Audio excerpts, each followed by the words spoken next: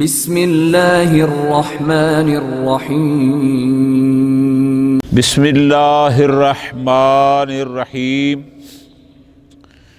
قال قدس سرہ فی کشف الکناب وفی رسالتہ التی صنفہا فی المواسعۃ والمضائقہ ما ھذا لفظہ۔ شیخ اعظم رحمۃ اللہ علیہ نے کل بات یہاں ختم کی تھی کہ ہم اگرچہ اجماع منقول کو ایک مستقل دلیل کے طور پر تو قبول نہیں کرتے، لیکن اس کو معاون ضرور قبول کرتے ہیں کہ اگر اجماع منقول کے ساتھ اجماع محصل آ جائے، اگر اس کے ساتھ کوئی اور امارہ معتبر آ جائے، کوئی خبر متواتر آ جائے، نص آ جائے، تو پھر ہم اس کو قبول کرنے کو تیار ہیں۔ پھر آخر نے فرمایا کہ یہ جو میں نے کہا ہے انہی باتوں کی طرف شیخ اسد اللہ تستری رحمۃ اللہ علیہ نے بھی متوجہ کیا ہے۔ جو کچھ خلاصہ تھا وہ بیان ہو گیا۔ آج انشاءاللہ 2-3 دن شیخ اعظم محقق تستری رحمۃ اللہ علیہ کی کتاب کشف الکناء کی عین عبارت کو نقل کریں گے۔ فی الحال اپنا کوئی تبصرہ درمیان میں انشاءاللہ 3-4 دن کے بعد لکنہ کا خبیر پھر کہہ کے جو اپنی بات ہوگی اس پر کریں گے۔ اب ذرا توجہ فرمانی ہے اور غور کرنا ہے۔ باتیں وہی ہیں جو آپ پڑھ چکے ہیں، فقط تعبیرات میں فرق ہے۔ محقق تستری اس اجماع منقول کی حجیت کے بارے میں بحث فرماتے ہوئے یوں فرماتے ہیں، ذرا غور کرنا ہے کیا کہ یہ علماء کرام جب دعوی اجماع کرتے ہیں اور کہتے ہیں کہ علماء کا اجماع ہے، یا مثلا نسبت نہیں دیتے، توجہ کرنا گا، بسا اوقات کیا کہتے ہیں، ھذا الحکم ھکذا اجماعاً، بس یہی کہتے ہیں۔ کبھی فرماتے ہیں اجمع العلماء، یعنی باقاعدہ علماء کی طرف نسبت دیتے ہیں۔ کبھی فرماتے ہیں اتفق العلماء، یعنی بجائے لفظ اجماع کے لفظ اتفاق کا استعمال کرتے ہیں۔ اور آپ نے دیکھا فقہ میں آپ کئی دفعہ پڑھتے ہیں کہ بسا اوقات کیا فرماتے ہیں، عند علمائنا، اس قسم کی بھی تعبیر ہوتی ہے، یا عند الامامیہ، یعنی ایسی تعبیرات بھی بزرگان کرتے ہیں۔ اب ذرا غور کرنا ہے کہ اب ان سے فرماتے ہیں، توجہ کرنا ہے، ہم نے منور واپس آ جاؤ کراچی سے، واپس آؤ، میری بات سنو، توجہ کرنا ہے۔ ہم نے پہلے قسمیں بنائی تھیں کہ ایک اجماع حصی دخولی ہوتا ہے کہ انسان کو خود کنفرم ہو کہ معصوم علیہ السلام ان مجمعین میں شامل ہے، ٹھیک ہے جی۔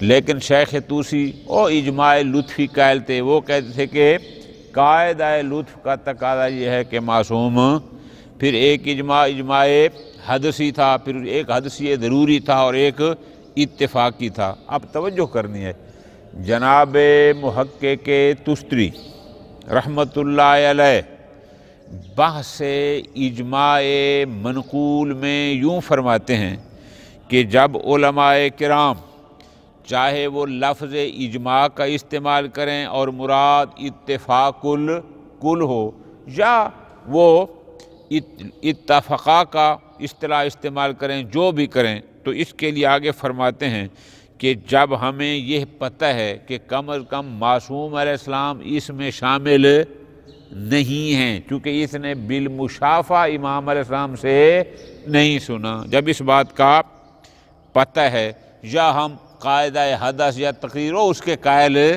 نہیں ہیں، تو پھر اس اجماع کا فائدہ کیا ہے، لطف لینے گا۔ فرماتے ہیں اس کا یہ ہوگا کہ جب وہ دعویٰ اجماع کرتا ہے اور ادھر سے ہمیں کنفرم ہے کہ دخول امام بھی اس میں، تو یہ اجماع بایمانہ حجت ہے کہ یہ سبب بن سکتا ہے کشف قول معصوم کا، کہ مثلا اس نے کیا دعوی اجماع، ہم اس اجماع سے مراد لیتے ہیں معنی اصطلاحی حقیقی، وہ کیا تھا؟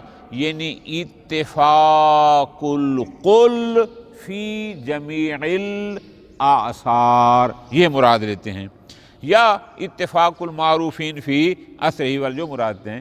تو کم از کم اس اعتبار سے تو حجت ہے نا، کس اعتبار سے کہ ایک مخبر عادل ہمیں اتفاق الکل کی خبر دے رہا ہے، اور ادھر حکم ہے کہ جب کوئی عادل خبر دے تو تم اس کو قبول کرو۔ تو اب ایک عادل، شیخ طوسی عادل تو ہیں، جب عادل ہیں تو لفظ اجماع کے ذریعے ہمیں خبر دے رہے ہیں اتفاق الکل کی، لطف لینے آگا۔ تو اب یہ سبب ہے، ٹھیک ہو گیا جی، اتفاق الکل سبب ہوتا ہے، اور قول معصوم کا کشف ہونا یہ ہوتا ہے مسبب۔ تو اب جب کوئی ناقل نقل اجماع کرتا ہے تو اس میں دو جنبے پائے جاتے ہیں، دو جہتیں پائی جاتی ہیں، کہ ہم اس کے اس دعوی اجماع کو یا خبر اتفاق کو من جہت سبب حجت مان لیں، کہ اس نے ایک سبب کو نقل کیا ہے، اس عادل نے ہمیں اتفاق الکل کی خبر دی ہے، یہ ہے سبب۔ مسبب کیا ہے؟ وہ ہے کشف قول معصوم۔ تو ہم یہ کہتے ہیں کہ پس سببیت کے لحاظ سے تو اس کی بات ہمارے لیے جو ہم منقول الیہم ہیں ہمارے لیے حجت ہے، لیکن منکشف، لیکن اس لحاظ سے کہ جیسے وہ سمجھ رہا ہے داعی اجماع کہ اس میں قول معصوم شامل ہے، کیا ہم بھی یہی کہیں گے چونکہ یہ قول معصوم ہے؟ فرماتے ہیں نا، اس لحاظ سے حجت، اس لفظ کو ذرا آپ سمجھ لیں تو پھر دوبارہ غور کر لیں۔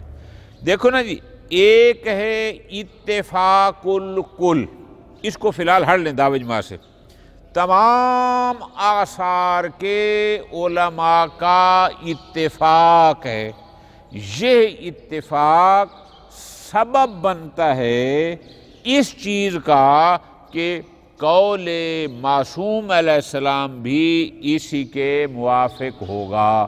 تو قول معصوم کی موافقت ہو گئی مسبب، اور اتفاق الکل ہو گیا سبب۔ ٹھیک ہے جی، توجہ کرنی ہے۔ تو فرماتے ہیں اگر کوئی شخص، باتیں وہی ہیں لیکن ان کی اصطلاحیں طرح دقیق ہیں، فرماتے ہیں اگر کوئی شخص، مثلا ہم مثال دے لیں تو آپ کے لیے اور سمجھے گا، کہ جب شیخ طوسی فرماتے ہیں اس مسئلہ پر اجماع ہے، تو ہم اس حد تک تو مان لیں گے کہ یہ اتفاق الکل کی خبر دے رہے ہیں اور مخبر عادل ہیں، لہذا ان کی خبر ہمارے لیے حجت ہے۔ اور وہ حجیت کیا ہوگی کہ سبب کے نقل کے حوالے سے۔ اب انہوں نے اس سے کیا سمجھا تھا؟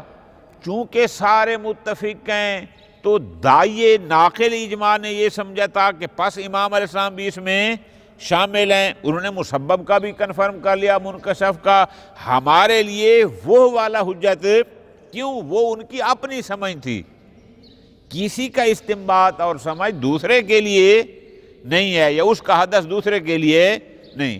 تو پس ہم کہیں گے کہ یہ اجماع منقول سبب ہونے کے لحاظ سے سببیت کی حد تک منقول الیہم کے لیے حجت رکھتا ہے، لیکن من حیث المسبب کہ ہم کہیں حتماً قول معصوم بھی اس میں ہے، نہ، اس لحاظ سے یہ حجت ہے۔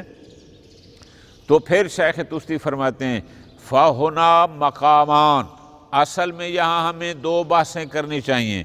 ایک بحث یہ کہ یہ نقل اجماع من حیث السبب، یعنی سبب بنتا ہے کشف قول معصوم کا، من حیث السبب تو حجت ہے، لیکن من حیث المنکشف، دوسرا مقام ہوگا نا کہ واقعاً یہ قول معصوم ہے لہٰذا حجت ہے، اس لحاظ سے یہ حجت نہیں بنتا۔ ٹھیک ہے جی، تو فرماتے ہیں اب یہاں پر محقق تستری کی طرف سے جو عبارت شیخ اعظم نقل کی ہے وہ فقط مقام اول کو نقل کیا ہے، مقام ثانی کو یہاں بحث نہیں کیا، فقط مقام اول من حیث سبیت۔ نقل اجماع یا اجماع منقول، توجہ کرنا غزان، من حیث سببیت ہمارے لیے حجت ہو، فرماتے ہیں اس کو ثابت کرنے کے لیے ہمیں پہلے 3 مقدمات کو ذکر کرنا ہوگا، انشاءاللہ آگے بتاتا ہوں۔ پہلے ایک بحث یہ کرنی ہوگی کہ آیا اجماع منقول یہ نقل سبب ہے بھی صحیح یا نہیں، پہلی بات اس میں ہوگی۔ الثانیہ، وہ انشاءاللہ اگلے درس میں پڑھیں گے۔ دوسری بحث اس میں ہوگی کہ چلو اجماع منقول نقل سبب تو ہے، آیا یہ حجت بھی ہے یا نہیں، ٹھیک ہے جی۔ اور ثالثہ میں انشاءاللہ ہوگا نتیجہ کہ اگر ہم اس کے قائل ہو گئے کہ اجماع منقول نقل سبب ہوتا ہے، اور ہم دوسرے مرحلے میں اس کے قائل بھی ہو گئے اور یہ نقل سبب حجت بھی ہے، تو تیسرے مرحلے میں ہمیں پھر قبول کرنا پڑے گا کہ اس کا مطلب ہے قول معصوم بھی اس میں شامل ہے۔ یہ انشاءاللہ ترتیب سے چلیں گے۔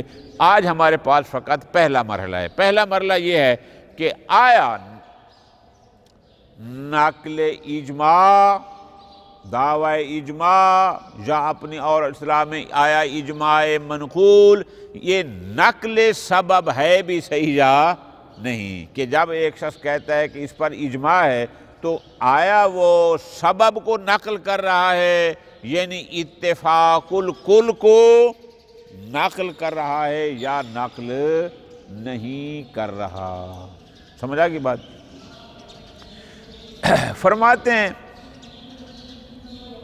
ایک شخص وہ ہوتا ہے، توجہ کرنا، مثلاً وہ فرماتے ہیں کہ کسی بھی حکم واقعی کو حاصل کرنے کے کئی طریقے ہیں۔ ایک طریقہ یہ ہے کہ بندہ خود امام علیہ السلام کی خدمت میں حاضر ہے، امام علیہ السلام کچھ بیان فرما رہے ہیں، میں اس سے سن رہا ہوں، لہذا جب آگے نقل کر رہا ہوں تو یہ میرا حصہ ہے، میں نے خود سنا اور آگے نقل کر دیا۔ اب اگر کوئی تقیہ کی وجہ سے میں اس کو یہ نہیں کہتا کہ فلاں امام نے فرمایا، اگر میں کہتا ہوں کہ یہ مسئلہ اجماعی ہے کسی وجہ سے، تو وہ اصل اجماع تھا کہ میں نے خود امام سے سنا تھا۔ بات سمجھے گی نا؟ ایک سبب یہ بھی ہو سکتا ہے، ایک سبب یہ بھی ہو سکتا ہے کہ پرانے زمانے میں لوگ ان کو صوفی کہتے تھے، آج کل کی نئی اصطلاح ان کے لیے استعمال ہوتی ہے عرفان، اور فلاں بندہ بڑا عارف ہے۔ تو وہ لوگ یہ کہتے تھے یہ کتابیں پڑھنے کی ضرورت نہیں ہے، یہ خام خواہ آپ مکاشفہ کریں۔ پھر ان کے اپنے انداز ہوتے تھے کہ جناب پیر صاحب یا صوفی صاحب اس وقت مکاشفہ میں ہیں، تو وہ پھر جناب اپنی لائن ملاتے تھے، جس کہتے ہیں نا وہ پیکج لگاتے تھے عالم بالا کے ساتھ، اور پھر اس مکاشفے میں ان پر بہت سارے حقائق بقول ان کے کہ ہمیں ان کتابوں کی اور ان اسباب کی ضرورت، ہم براہ راست پڑھ لیتے ہیں کہ لوح محفوظ پر اللہ نے کیا لکھا ہے۔ آج کے دور میں بھی ہوں گے، کیوں خلیل آپ کا دعویٰ ہے جی؟ ہے نا؟ آپ بھی دعویٰ کر دیں کہ ان کی ضرورت نہیں ہے، مجھ سے پوچھیں جو حکم واقعی امام ہے، میں مکاشفہ کر کے۔ خوب، اس کے بعد محقق ترسی فرماتے ہیں یہ دو باتیں تو چلو ہم یہ مکاشفے والی میں اس کے لیے آسان اصطلاح استعمال کروں گا، بقول ان کے فرماتے ہیں یہ گپ شپ ہے، اس کو بھی ہم نہیں مانتے۔ اچھا، آج کے دور میں امام علیہ السلام سے براہ راست کوئی بات محال نہیں ہے، لیکن ناممکن ہے، ہر بندہ نہیں کہہ سکتا کہ میرا امام علیہ السلام سے براہ راست ربط ہے اور پھر میں ان سے پوچھ کے بتاؤں گا۔ یہ دو تو ہو گئے آپشن، کلیئر، ختم۔ باقی اور آپشن ہیں یا نہیں ہیں؟ کہ ایک بندہ تحقیق کرے، تتبع اقوال کرے، جتنے بھی فقہا کی کتب اس کے سامنے ہیں تمام کو سامنے رکھ کر اتفاق الکل حاصل کرے، یہ کر سکتا ہے نہیں کر سکتا؟ یہ تو جتنی کتابیں اس کے پاس ہیں، یا سب کی نہیں کم از کم اپنے زمانے والوں کی، یہ سارے آپشن اس کے پاس موجود ہیں۔ تو اب محقق کے تستری توجہ کرم جان نتیجہ یہ نکالتے ہیں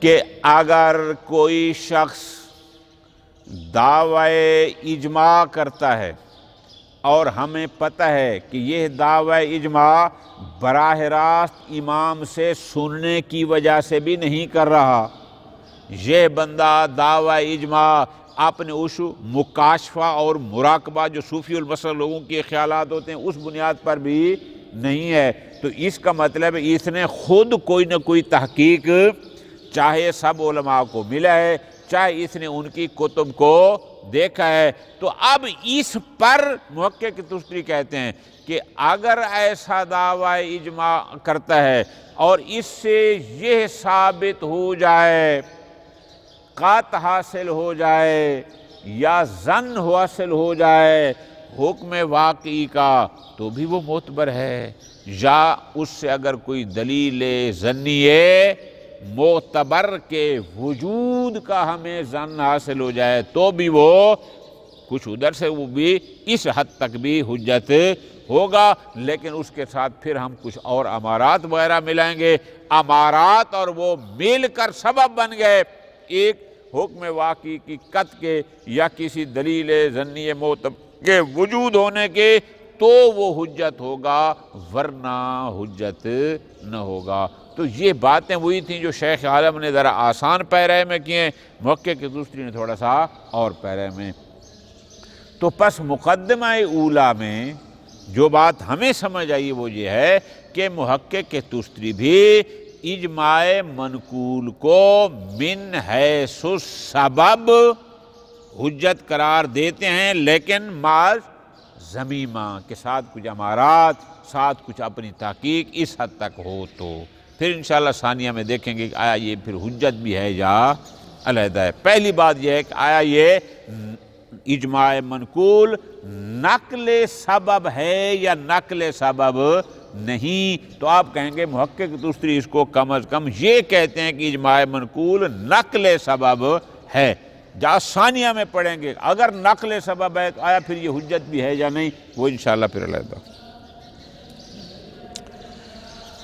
قال قدس سرہ، شیخ اسد اللہ تستری اپنی کتاب کشف الکناء میں اور اپنا ایک اور کتاب ہے ان کی المواسعہ والمضائقہ، اس میں اسی اجماع منقول کے بارے میں یوں بیان فرماتے ہیں، وَلْيُعْلَمْ أَنَّ الْمُحَقَّقَ فِي ذَلِكَ، کہ اس نقل اجماع کے بارے میں، اجماع منقول کے بارے میں جو تحقیق ہے وہ اس طرح سے ہے، اور انشاءاللہ کچھ 6-7 صفحے انہوں نے اس پر تحریر فرمائے ہیں۔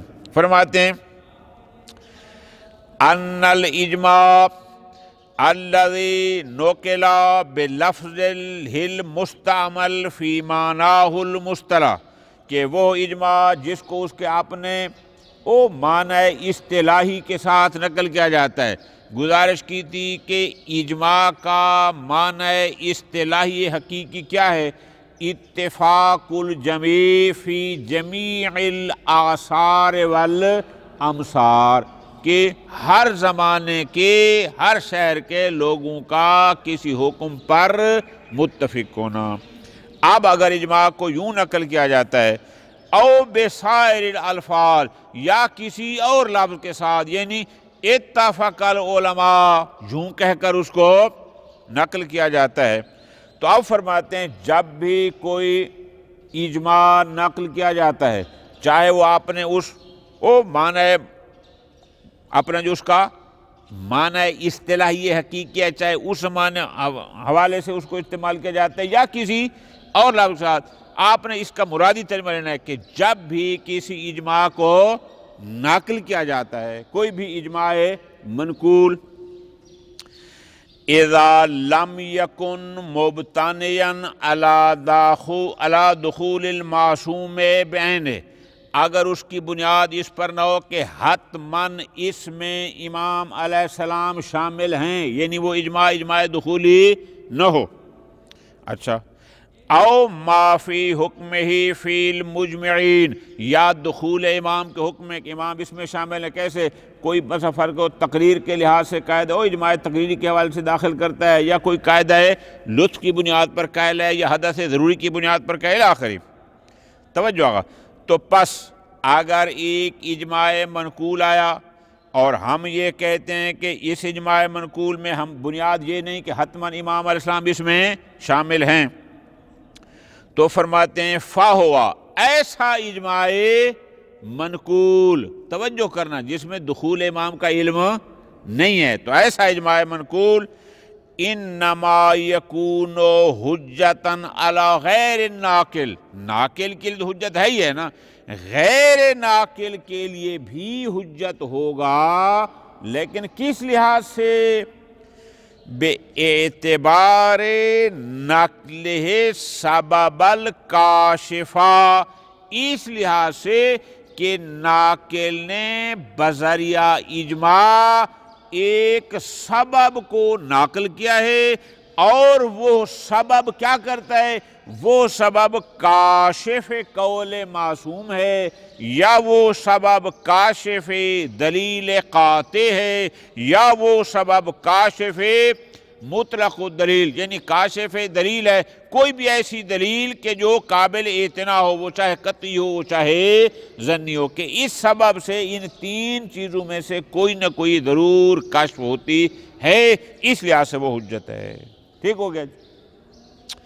آگے فرماتے ہیں وَحُصُولُ الْإِنْكِشَافِ، یعنی اکثر مسئلہ کیا ہے؟ یعنی اما حصول الانکشاف، اب منقول الیہ جو ہم لوگ ہیں جنہوں نے دیکھا کہ فلاں نے کہا دعویٰ ہے اجماع، وہ ہو گیا ناقل، ہم ہو گئے منقول الیہ، منقول الیہ کے لیے کشف ہونا اس قول معصوم کا، یا کشف ہونا دلیل قاطع کا، یا کشف ہونا مطلق دلیل چاہے وہ قطعی تھی یا نہیں اس کا، وَالتَّمَسُّكِ بِهِ، اور اس اجماع کے ساتھ تمسک کرنا، بَعْدَ الْبِنَاءِ عَلَىٰ قُبُولِهِ، اس بنیاد پر ہے کہ ہم اس کو قبول کریں۔ عبارت تھوڑی ہے، مطلب زیادہ ہے۔ کیا مطلب؟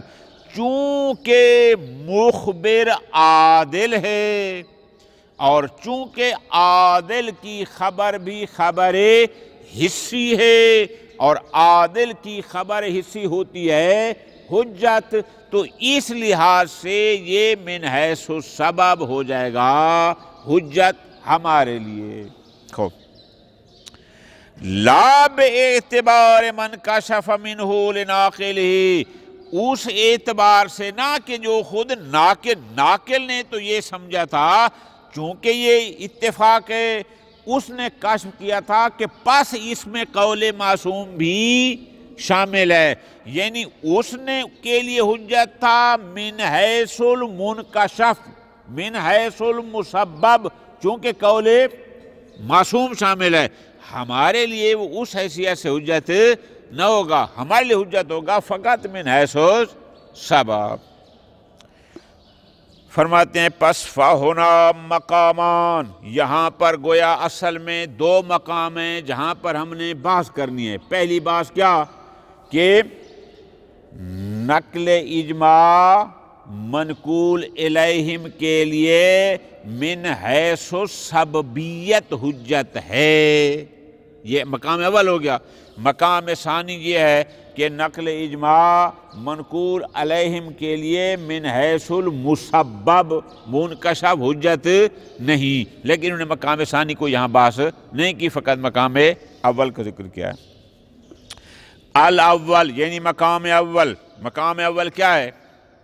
کہ نقل اجماع من حیث سبب، فرماتے ہیں حجیتہ بالاعتبار الاول، من حیث سبب نقل اجماع کا حجت ہونا، ہی مبتنیۃ من جہت ثبوت والاثبات، اس کی بنا ہے ثبوت اور اس بات پر۔ بہت تھوڑی عبارت ہے، ترجمہ آپ کو لمبا کرنا ہوگا۔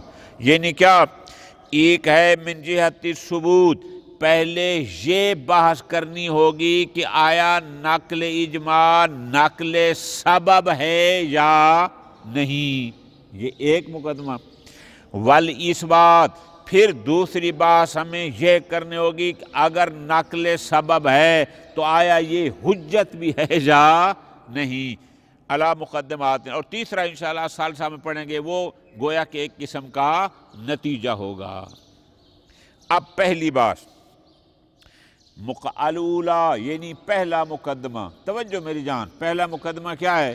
یعنی اس میں بات ہے کہ نقل اجماع نقل سبب ہے، یعنی اگر شیخ طوسی نے کہا کہ ھذا الحکم ھکذا اجماعا، تو گویا وہ اتفاق الکل کو یا اتفاق المعروفین کو نقل کر رہے ہیں، جو کہ سبب بنتا ہے بعد میں کشف قول معصوم یا دلیل قاطع کے کشف ہونے کا۔ خوب، فرماتے ہیں پہلا مقدمہ دلالت اللفظ علی السبب، آیا اس لفظ اجماع اس کی دلالت سبب پر ہے؟ کیا لفظ اجماع سے اتفاق ثابت ہوتا ہے؟ یعنی جب بندہ کہتا ہے کہ ھذا الحکم اجماعی، گویا وہ یہ کہہ رہا ہے کہ اس حکم پر، اس مسئلے پر سب کا اتفاق ہے۔ فرماتے ہیں فَهَذِهِ لَا بُدَّ مِنْ اعتبارها، تو ضروری ہے کہ ہم اس بات کو قبول کریں، کیا کہ اس لفظ کی سبب پر دلالت ہے۔ یہ لفظی ترجمہ ہو گیا نا، مرادی ترجمہ کیا کریں گے کہ لفظ اجماع اتفاق الکل پر دلالت کرتا ہے، اور یہ ضروری ہے کہ ہم اس کو مانیں، نہیں مانیں گے تو پھر آپ حجیت کی بازی نہیں کر سکتے، یہ مانیں۔ اور آگے فرماتے ہیں وَهِيَ مُتَحَقَّقَةٌ ظَاهِرًا، اور ظاہراً ایسی چیز ثابت ہے کہ یہ لفظ سبب پر دلالت کرتا ہے۔ کیوں؟ کس میں؟ فِي الْأَلْفَاظِ الْمُتَدَاوَلَةِ بَيْنَهُمْ، علماء میں جو الفاظ معروف ہیں، کبھی کہتے ہیں اجماع العلماء، کبھی کہتے ہیں اتفق العلماء، کبھی کہتے ہیں عند علمائنا، کبھی کہتے ہیں عند الامامیہ۔ اب یہ سارے جو الفاظ ہیں در حقیقت اس سے یہی نقل کرتے ہیں نا کہ اتفاق ہے۔ تو پس یہ سارے الفاظ اس سبب پر دلالت کرتے ہیں، ما لم یصرف عنہا صارفون، جب تک کہ کوئی قرینہ موجود، ہاں اگر کوئی قرینہ موجود ہے جو بتائے کہ جہاں اجماع سے مراد شہرت ہے تو پھر بات ختم ہو گئی۔ اگر کوئی قرینہ موجود ہے کہ جہاں اجماع سے مراد یعنی روایت کا تحریر کرنا ہے تو پھر بات، لیکن اگر کوئی قرینہ موجود نہ ہو جو اس سبب سے صارف ہو تو ہم کہیں گے کہ ہمیشہ اس سے مراد وہی سبب ہوتا ہے۔ سبب سے مراد کیا؟ یعنی لفظ اجماع دلالت کرتا ہے اتفاق الکل۔ ہاں آگے فرماتے ہیں قد یشتبہ الحال اذا کان النقل بلفظ الاجماع فی مقام الاستدلال، کبھی کبھی پریشانی ہوتی ہے کہ ایک فقیہ ایک مسئلہ بیان کر رہا ہے، کسی کے خلاف کسی سے اختلاف کو بھی ذکر نہیں کر رہا، اپنی بات پر استدلال کر رہا ہے اور اس پر دعویٰ کر رہا ہے اجماع کا، لیکن ساتھ اجماع المسلمین، اجماع العلماء ایسی کوئی نسبت بھی نہیں دے رہا، تو کبھی کبھی وہاں پریشانی ہوتی ہے کہ پتہ نہیں اس اجماع سے مراد اس کا کون سا ہے، اس نے خود امام سے سنا ہے تو اجماع کہہ رہا ہے، یا قاعدہ لطف کی بنیاد پر کہہ رہا ہے، یا مکاشفہ کی بنیاد پر کہہ رہا ہے، کبھی کبھی بہرحال اس میں ایک مسئلہ ہوتا ہے۔ خوب، اب فرماتے ہیں لیکن معلوم من المعلوم، لیکن جب ہمیں دوسری طرف یہ کنفرم ہے، قطع ہے، یقین ہے، کون سی؟ کہ ان مبنا ہو و مبنا غیرہ ہی، کہ جب بھی کوئی بزرگ لفظ اجماع کا استعمال کرتا ہے و مبنا غیرہ ہی، یا غیر اجماع یعنی لفظ اتفاق کا استعمال کرتا ہے، لیس علی الکشف الذی یدعیہ جہال الصوفیہ، تو یہ دعویٰ اس بنیاد پر نہیں ہے جو جہال صوفیہ دعویٰ کرتے ہیں کہ ہمیں ان چیزوں کی دنیا، ہم خود مکاشفہ کرتے ہیں اور مکاشفے کے ذریعے ہم لوح محفوظ سے حکم واقعی کو پڑھ لیتے ہیں ہمارے علماء ان بنیادوں پر دعوی اجماع.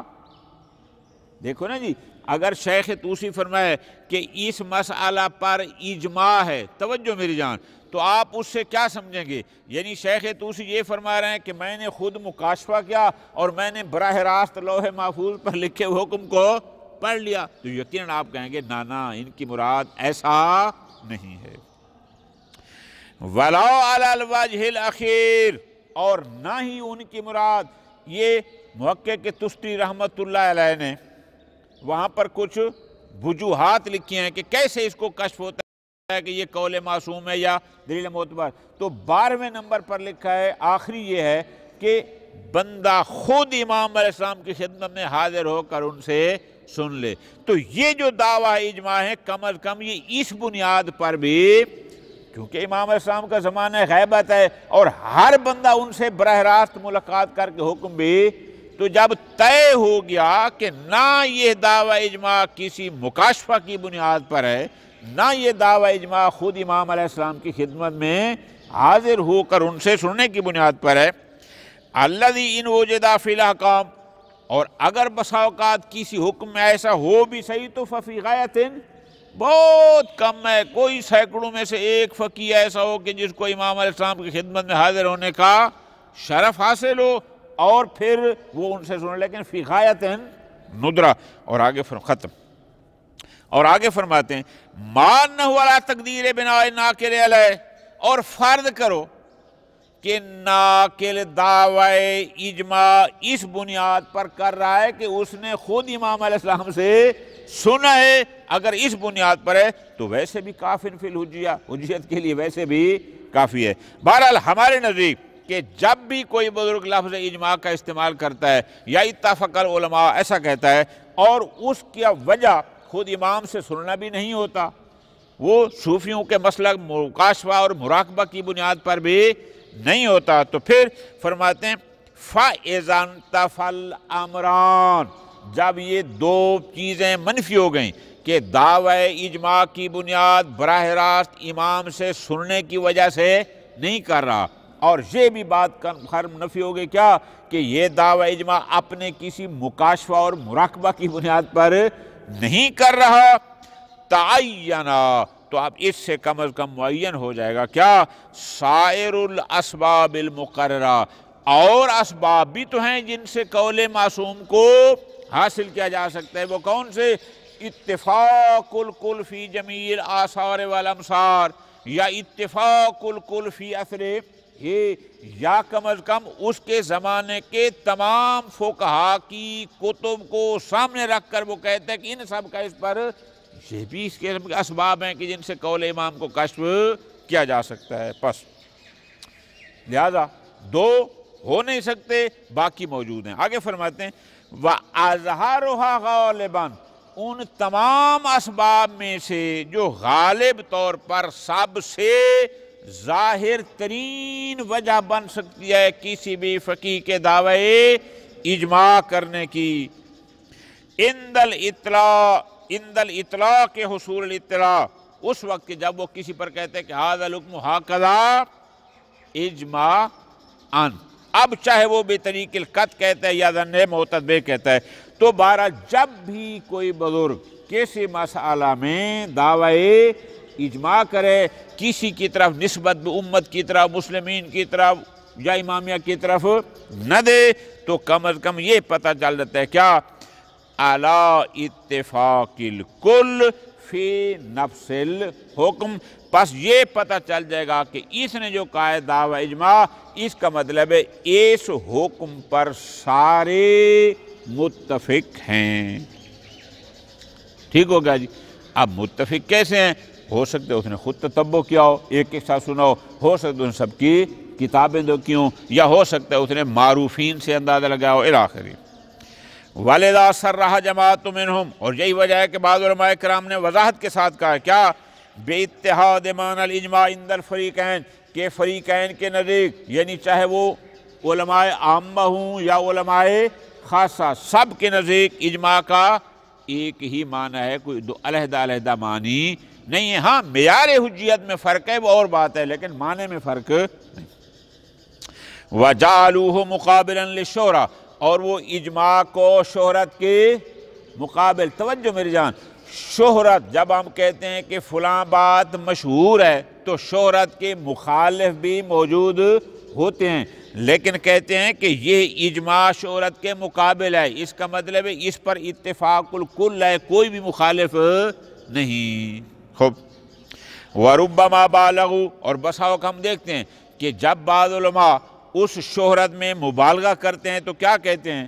پہلے تو کہتے ہیں کہ ھذا ھو المشہور، پھر کہتے ہیں کاد ان یکون اجماعیا، اور ممکن ہے کہ یہ اجماع ہو، یعنی اتنی مشہور ہے کہ ہو سکتا ہے یہ مسئلہ اجماع ہو۔ تو سمجھ آ گئی نا کہ اجماع کا مطلب یہ ہوگا کوئی مخالف نہیں ہے، شہرت میں پھر بھی کوئی نہ کوئی ایک آدھ بندہ مخالف ہوتا ہے۔ خوب، وَنَحْوُ ذَلِكَ وَرُبَّمَا قَالُوا، اسی طرح بسا اوقات ہم نے دیکھا کہ علماء کرام کسی فقہ کی باب میں کیا کہتے ہیں، ان کان ھذا مذہب فلاں، کہ یہ نظریہ جو ہم نے دیا ہے یا میں نے دیا ہے، اگر فلاں بندہ بھی یہی فتویٰ دیتا تو یہ حکم اجماعی بن جاتا۔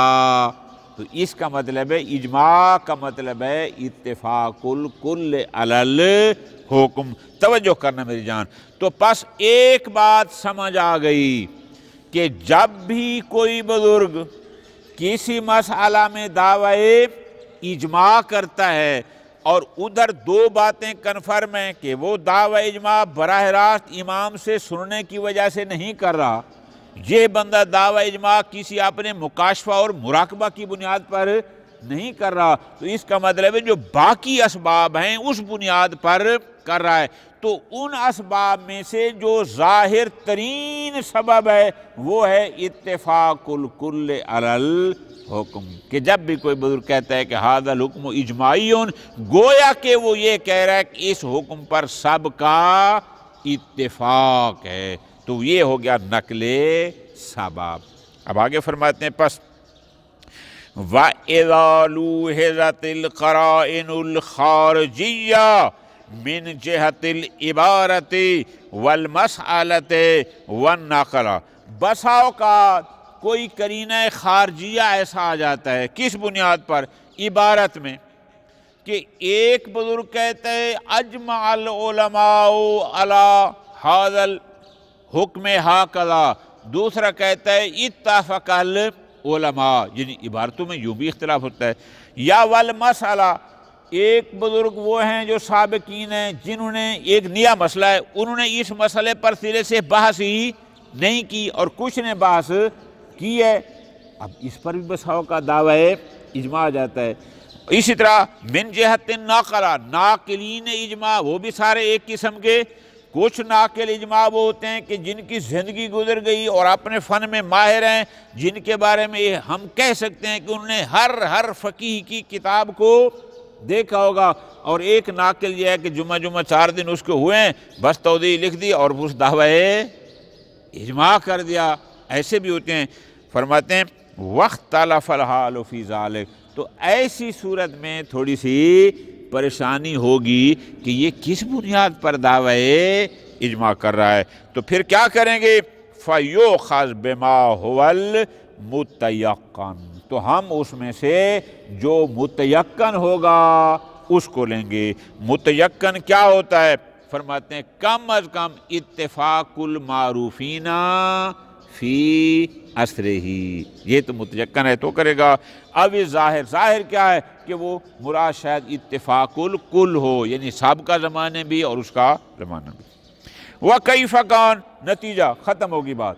آپ فرماتے ہیں جب بھی کوئی شخص نقل اجماع کرتا ہے، فَحَيْثُ دَلَّ اللَّفْظ، اب لفظ اس نے اجماع کا استعمال کیا، اتفاق کیا، جو بھی، اگر لفظ دلالت کرے وَلَوْ بِمُعُونَةِ الْقَرَائِنِ، چاہے وہ قرائن کے ساتھ وجہ سے بھی کیوں نہ کرے، اگر لفظ کی دلالت ہو کس پر؟ عَلَىٰ تَحَقُّقِ الْاتِّفَاقِ الْمُعْتَبَرِ، کہ اس لفظ سے یہ تو پتہ چل گیا کہ فلاں اتفاق ہے، وہ اتفاق معتبر کون سا ہوتا ہے کہ ایسا اتفاق کہ جو خود یا بے ضمیمت امارات اخر کاشف قول معصوم بن سکتا ہے۔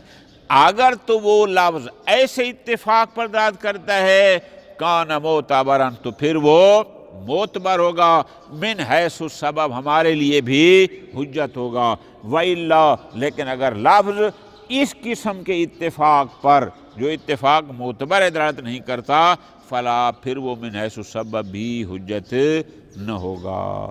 وصلی اللہ علی محمد وآل محمد۔